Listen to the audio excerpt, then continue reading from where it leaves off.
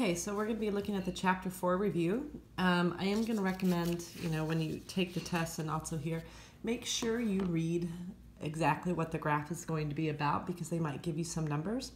The first one is just saying that the box plot above, it's actually below, represents the cost of houses sold in each of the two towns. Here are two towns over the past 5 years, and to use the plots to answer the following questions. So I'm not going to mark this on all the graphs, and I'm holding my phone now, but remember, you got your min here and your max here, and then in all the boxes are your Qs, your quartile 1, your quartile 2, which is also your median, and your quartile 3, and that each little section is 25%, okay? All right, so let's take a look at the different ones. So which of the two towns, I'm on A, had a higher median home price, and then give an estimate for the median home price. So remember, Q2 is the median home price. So the one in Oregon had a higher median price than the one in Georgia. They want us to estimate, so I'm just gonna put OR for Oregon. Oregon's median house price, I would say, is about 140 or 140,000. And then Georgia's house price, median house price, is 130. So as you can see, the Oregon one has the higher median home price. Would you expect the mean, so we're going to go back to Oregon, in Bartlett, Oregon to be greater or less than 140,000? So we're essentially going to be comparing it to the median that we just gave. So if you look with the tail being on the right, this graph is skewed to the right. And I already wrote this. When it's skewed to the right, and you write mean, median, and mode, that these arrows point to the right. So if you know the median is 140,000, okay, and you just kind of pick some numbers, then what's the mean going to be? Well, remember, it eats the bigger amount. So it's going to be bigger than 140,000. So for instance, 142,000 could be an amount. So I would expect the mean to be greater than the median. So I'm greater, and why would we expect that? And it's because the graph is skewed to the right. Okay. All right. Compare the spread and the shape. So I don't have my little books here. So the shape, the Georgia graph is symmetrical, and the Oregon graph is skewed to the right. So when you talk about the shape, that's one thing you could say, for instance. So in the shape, again, the Oregon graph is skewed right. So again, when you compare the mean versus the median versus the mode, and it's skewed to the right, these arrows can point to the right. So the mean is going to be bigger than the median, which we already answered, which is going to be bigger than the mode. And then the other graph, the Georgia graph, is symmetrical. And that means in this graph that the mean is going to equal the median, and that's going to equal probably the mode, okay? As far as the spread goes, the spread is, how spread out is the data. So if you take a look at your book about spread, that's the IQR, and the range. This has a range of 230 down to about 90,000, okay? So the spread for Oregon, if you take a look at the range, like that, then you're looking at a spread of about 140,000. Whereas in the Georgia graph, your spread is anywhere from 50 to 210,000. So if you subtract that difference, okay, then we're looking at about 160,000. So Georgia definitely has a bigger spread than Oregon. And as I'm saying these words, I'm not writing everything down, but Georgia has a bigger spread. All right. All right. Let's go to the next one. So based on the plots, is it able to determine how many homes were sold? We don't. They don't actually tell us how many homes this is. I mean, this could be 100 homes. This could be 100,000 homes. So no, there's not enough data. No. So the answer is no, not enough data. Okay, so on to question 2. So again, read everything up here before you answer the questions. The frequency graph above represents the distribution of heights. One of the graph represents the heights of the male population in the United States, while the other graph represents the heights of players on a Division II men's basketball team. So the first thing they want to know is which graph represents which group. So if they were talking about the heights of a basketball team, and you've got numbers down here, I would guess that on a basketball team, most of the players are going to be on the higher end. So whereas in the United States, it's going to be kind of all over. So I'm going to guess that this is the height of basketball team.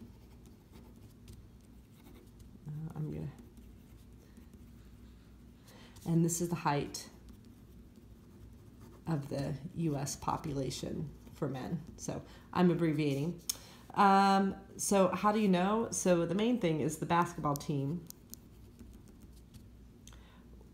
would have more data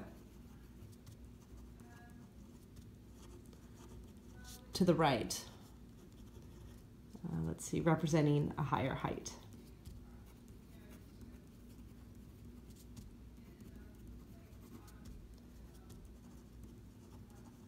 Okay.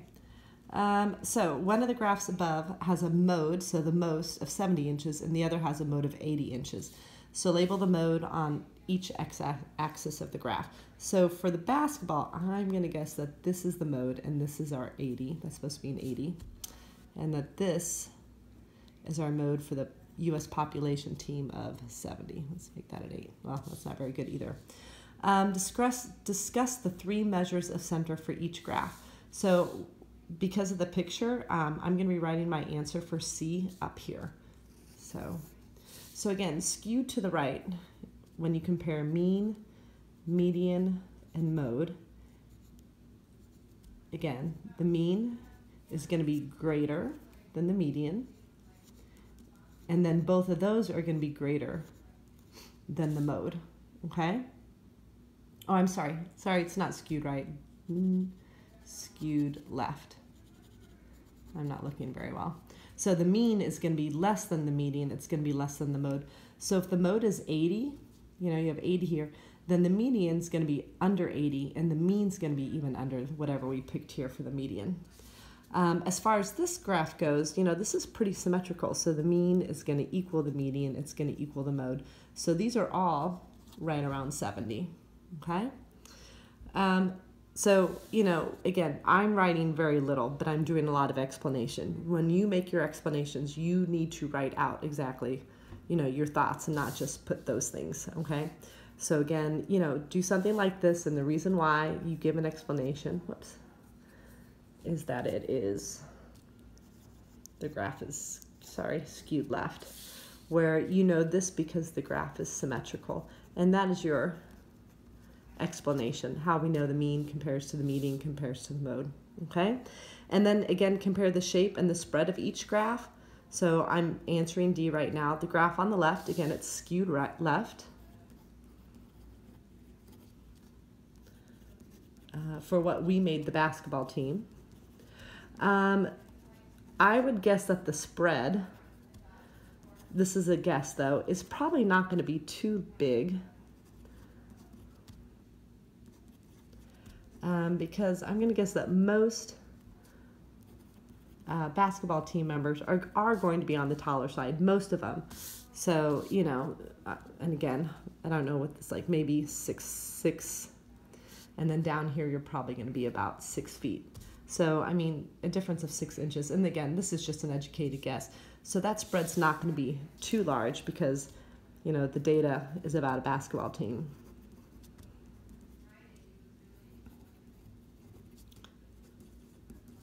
Whereas in the United States, if you just took a look at Eagle Crest, you're going to have your shorter end, who might be just your younger kids, your freshmen, and then you're going to have the much taller end, and then a few kids who are very on the tall end. So, if you look, you've got guys who are right around 5'2", and, you can get them all the way up to 6'8". So this spread, because of what type of data is going to be much more spread out. So the spread for the U.S. will be much larger. And again, another reason, it's because it's for a whole population and not just 18. Because it's, sorry, I'm doing this one-handed while I'm holding my phone because it's for an entire population. Okay. All right, let's take a look at the next page.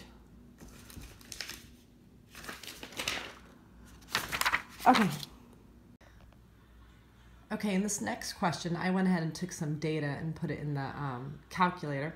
And it says the following set of data gives the number of home runs hit by Hank Aaron in his 21 seasons playing professional baseball. And the next set of data is with Barry Bonds. And so if you just take a quick comparison, I made not a very good box and whisker plot, but I tried to use the same scale, going up by tens. I tried to start in the same spot so you can start to look at a difference between you know, the mean, the median, and the mode. So first let's take a look at Hank Aaron's, because we will have to discuss the shape, the center, and the spread. So the center is the mean, median, the mode. And I got these numbers, again, by putting them into my graphing calculator and pulling this up. And so, you know, they're quite a bit different. You know, this is 35, this is 38, this is 44.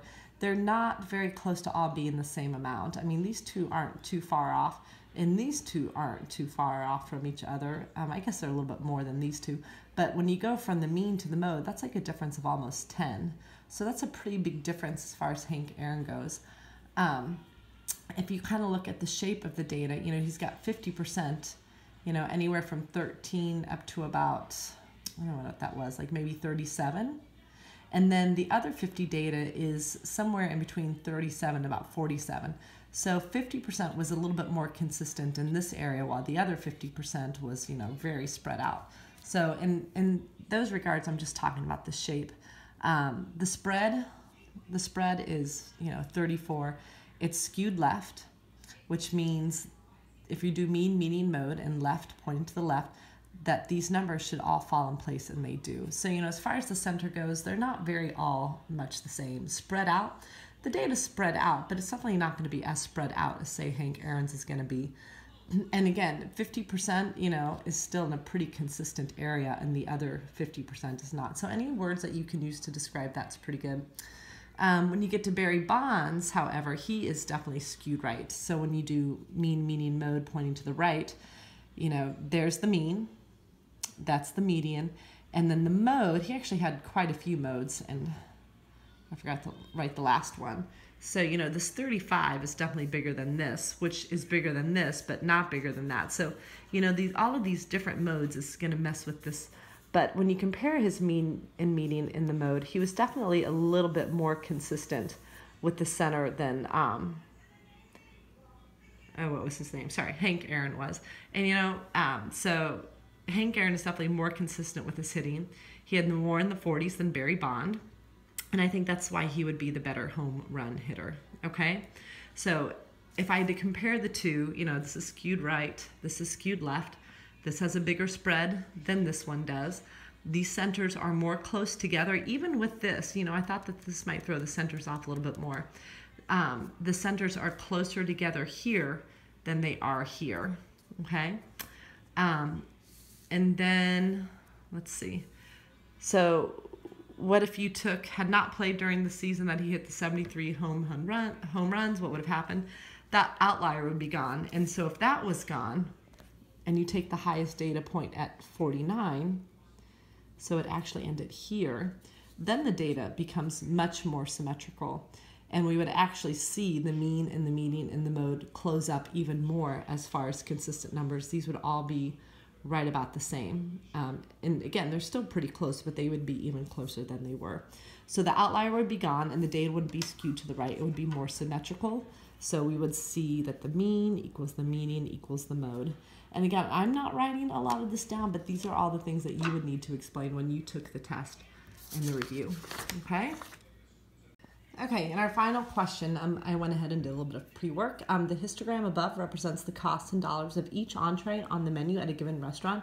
Again, before you go here, try to make sure you understand what the graph is about. So this is the entree cost, so $7 to $10, or 10 to 13, or 13 to 16. And when I look here, this is how many, this is the frequency. So I said there were 5 entrees, anywhere between $7 and $10. There's 8 in between 10 and 13, 6 here, 3 here, and 1 there. So with that, how many different entrees does this restaurant offer? I just added those numbers up. Oh, and I currently see I wrote 3. So it should be a 5, so adding 2 more on. They offer 23 different entrees. Now, we can't tell this, for instance, when we went back on this first question with the box and whisker plot, but because you can see a frequency, how often here, you know how many. Where here we just know, that 25% were here and 25% were there. So 23 entrees. Describe the shape. So the graph is skewed right because the tail is on the right, which means when you do mean, median, mode, the arrows are going to point to the right, okay? Describe the center. Well, the center will come after the spread. So the spread, the entree costs anywhere from $7 to $22. That's a pretty good spread as far as a restaurant goes. There's a $15 range in prices, and these are for entrees, not appetizers and stuff. So, you could have $7 and you're getting a little, a basic sandwich here, and $22, maybe you're getting like a steak dinner. Okay. So I would say that the spread is, for a restaurant, it's a pretty big spread. And again, I'm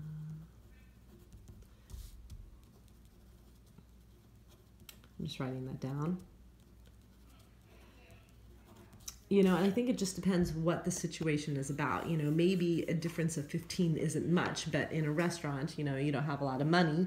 You're going to probably go for this price item and not that price item. As far as the center goes, since it is skewed to the right, that the mean should be bigger than the median, and then those two should be bigger than the mode.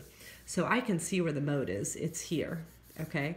So that means the median's going to be a little bit bigger and the mean's going to be a little bit bigger than that. So I kind of just put those price ranges in there.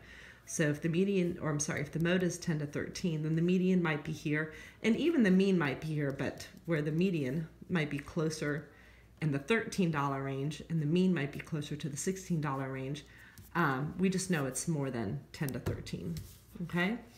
And based on the shape of the distribution, would you expect the mean or the median, or the mean entree to be higher?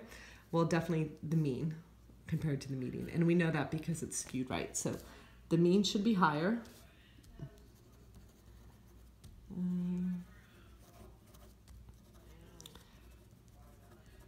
And because, let me abbreviate that, the graph is skewed right. So when you take the test, I can't write right and can't even hold the paper. When you take the test and they want you to talk about the shape, open up the shape book and write down, whatever words we wrote down to describe it. When they talk about the center, look at the shape, if it's skewed left or skewed right or symmetrical, and then you can give some more information about the mean, the median, the mode, okay? And then the spread, just think about what the situation is, what context it's in, and is it a big range? Is it a big spread or not? Like, this is pretty big because it's about restaurants. Home prices, well, smaller homes versus bigger homes. It's okay for that to have a bigger spread. That would make sense, okay?